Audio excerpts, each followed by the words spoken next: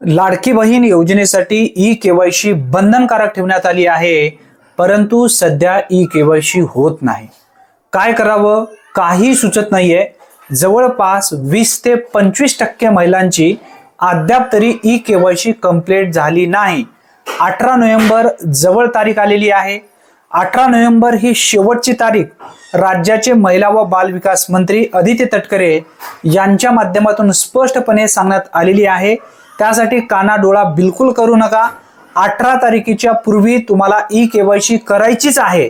आता ही ई-केवायसी कशा पद्धतीने अवघ्या 2 मिनिटाच्या आत घरी बसल्या आपल्या मोबाईल मधून करता येईल या संदर्भातील पूर्ण माहितीचा व्हिडिओ आपल्या चॅनलवरती आपण टाकलेला आहे.